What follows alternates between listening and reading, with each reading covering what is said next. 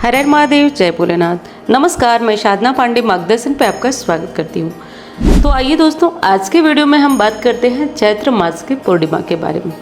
चैत्र मास की पूर्णिमा विशेष इसलिए भी है कि आज रवि योग है, सर्वार्थ सिद्धि योग है और साथ साथ हनुमान जयंती का भी संयोग बना हुआ है। देखिए, चैत्र मास में भगवान राम का जन्म होता है नवमी के दिन और चैत्र मास के पूर्णिमा के दिन हनुमान जी आते हैं। तो ये चैत्र मास बहुत विशेष होता है। यदि कुछ विशेष उपाय किया जाए तो सूर्य ग्रहण, चंद्र ग्रहण में जो दान से स्नान से फल नहीं मिलता है, वो इस महीने के अंत में पूर्णिमा पर किए गए विशेष कार्यों से मिलता है, क्योंकि इस महीने जगत के पालनहार भगवान राम और श्री हनुमान जी का जन्मोत्सव मनाया जाता है। तो आइए आगे की वीडियो में जानते हैं कि कब आपको व्रत करना है और कब आपको स्नान दान के पूर्णिमा मनाना है। तो देखिए दोस्तों, चैत्र मास की पूर्णिमा तिथि की शुरुआत 1 अप्रैल को सुबह 7:06 पर हो जा रही है और समाप्ति हो रही है 2 अप्रैल को सुबह 7:41 पर।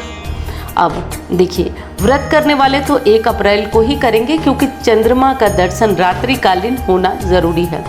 और स्नान दान की जो पूर्णिमा हमारी है वो 2 अप्रैल को होगी, 2 अप्रैल गुरुवार को। दोनों ही दिन आप चाहें तो पीपल पूजा कर सकते हैं। यदि मुझसे पूछें कि दोनों दिन में कौन सा दिन विशेष है, तो मैं कहूँगी कि जिस दिन गुरुवार पड़ रहा है और जिस दिन आप उदया तिथि की पूर्णिमा मनाएं, उस दिन पीपल पूजना बहुत अच्छा होता है, यदि रविवार न पड़े तो। देखिए, स्नान दान का भी बहुत सारे लोग शुभ मुहूर्त जानना चाहते हैं। तो सुबह 4:38 से 5:24 तक ये ब्रह्म मुहूर्त का स्नान होगा। तो आप लोग इस मुहूर्त में स्नान कर लीजिएगा। चंद्रमा, जो लोग व्रत करते हैं, चंद्रमा निकलने का शुभ मुहूर्त भी जान लीजिए, शाम 7:02 पर। ठीक है, 1 तारीख की बात मैं कर रही हूँ। कुछ लोगों का प्रश्न आया था कि इस बार नया व्रत प्रारंभ करना चाहते हैं तो कर सकते हैं या नहीं कर सकते हैं। तो एक चीज़ आपको बताऊं, अभी खरमास चल रहा है। यदि आपने कभी पूर्णिमा का व्रत किया है तो आप बिल्कुल करें, और नहीं किया है तो आप रहने दीजिए, बाद में कर लीजिएगा। अभी खरमास में प्रारंभ न करिएगा। आज कुछ विशेष कार्य हैं जिन्हें ज़रूर करना है। देखिए, अपने घर की साफ़ सफाई अगर हो सके तो आप 1 दिन पहले, जैसे कि 1 तारीख को भी कर सकती हैं। 1 तारीख को बढ़िया से साफ़ सफाई कर लें। 2 तारीख को आप अपने घर में अपने दरवाजे पर स्वास्तिक जरूर बनाइए। माँ लक्ष्मी की कृपा के लिए ब्रह्म मुहूर्त में स्वास्तिक बनाइए, भगवान की पूजा करिए। अब बात आप लोग करेंगे कि 1 तारीख और 2 तारीख में किस दिन हम बाल ना धोएं। तो देखिए दोस्तों, मैं कहूँगी कि 7 बजे से पहले 1 तारीख को धो सकते हैं और 2 तारीख को बिल्कुल भी आपको नहीं धोना चाहिए। गुरुवार भी है और पूर्णिमा उदया तिथि की है, तो उदया तिथि की बहुत विशेष होती है, तो इसलिए नहीं करना चाहिए। सत्यनारायण भगवान की कथा आप कराना चाहते हैं तो आप वैसे तो 1 तारीख को भी करा सकते हैं, लेकिन उदया तिथि का मान पूर्णिमा में थोड़ा ज़्यादा होता है, तो 2 तारीख को विशेष होगी। मुझसे पूछें कि कब होगी, तो मैं तो 2 तारीख को कराऊंगी। और आप लोग भी सादर आमंत्रित हैं। आप और मैं साथ साथ सत्यनारायण की कथा सुनेंगे। तो वही 8 से 10 के बीच का टाइम रहेगा। लगभग मान लीजिए 8:30 बजे कथा मैं प्रारंभ करवा दूंगी।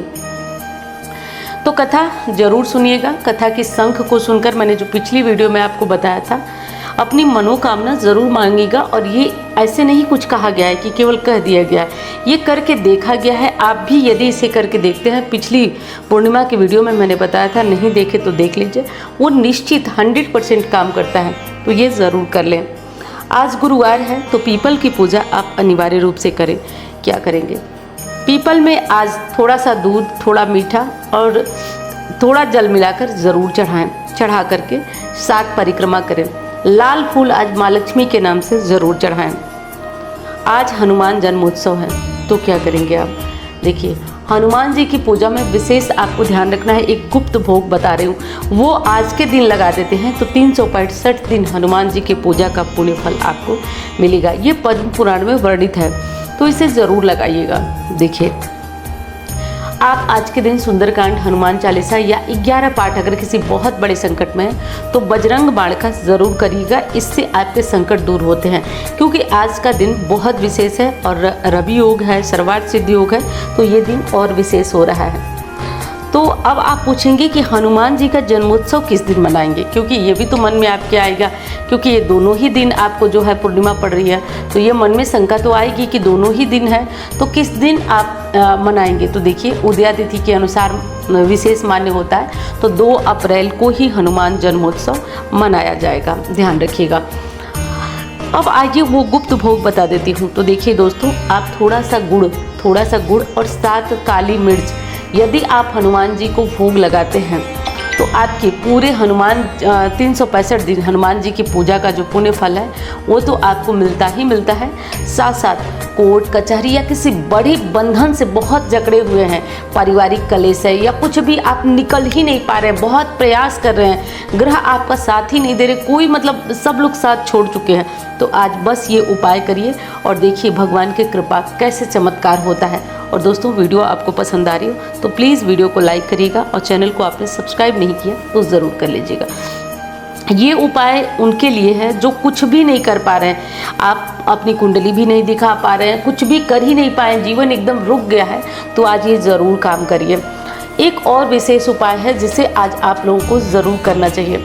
देखिए, आज के दिन पान का पत्ता ले लीजिए, पान के पत्ते पे आपको राम राम लिखना है, किसी चीज़ से लिख लीजिए, लाल सिंदूर से लिखिए, चाहे लाल चंदन से लिखिए, और कलावा में बांधकर उसको माला बना लीजिए और माला बनाकर ये हनुमान जी के गले में चढ़ाइए। और ख्याल करिए, ये उपाय अगर आप जाकर मंदिर में करते हैं ये आपको बहुत ज़्यादा लाभ देने वाला है, तो इस उपाय को आप अवश्य करिए, अनिवार्य रूप से करिए, ये आपको बहुत ज़्यादा फ़ायदा देगा।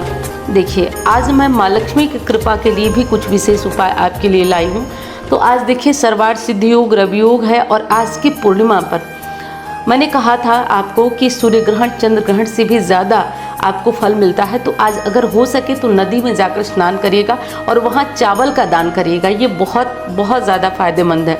माँ लक्ष्मी की प्रसन्नता के लिए आज नीचे गिरे हुए एक पीपल का पत्ता ले लीजिए, उसे गंगा से जल से धो लीजिए और उस पर ह्रीम लिखिए, ह्रीम लिख करके और उसकी पूजा करिए और उसे अपने पर्स में उठा कर रखिए या दुकान के गले में रखिए, इससे आपको बहुत लाभ होगा। आप ये उपाय करके देखिए।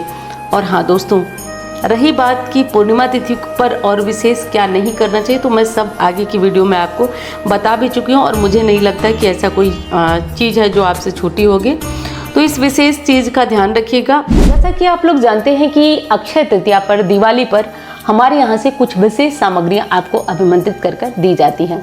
चाहे तो वो, इसमें होता क्या है कि पूरे दिन और रात की मेहनत कभी बेकार नहीं जाती है और विशेषकर ब्राह्मणों के द्वारा ये चीज़ें मंत्रों की शक्ति से अभिमंत्रित कराई जाती है और जैसे ही वो आपके घर में जाती है अपना प्रभाव दिखाना प्रारंभ कर देती है। और ये अपना प्रभाव इस हद तक दिखाती है कि आप समझ जाते हैं कि इसमें कोई तो जादू, कोई तो शक्ति है। इस बार यंत्रराज श्रीयंत्र को कहा जाता है, यंत्रराज श्रीयंत्र अभिमंत्रित होने जा रहे हैं। यंत्रराज में देखिए, इसमें एक विशेष चीज़, कोई भी चीज़ मैं आपको देती हूँ तो पहले उसे आजमा कर खुद रख लेती हूँ और तब उसके बाद वो चीज़ें आप तक पहुँचती हैं। विशेषकर पारा, जो कि पारद कहा जाता है कि ये साक्षात शिव जी का अंश है। मैं यहाँ बताऊंगी नहीं कि कौन सा अंश है, आप लोग, क्योंकि हर चीज़ वीडियो में बता पाना थोड़ा मुश्किल है।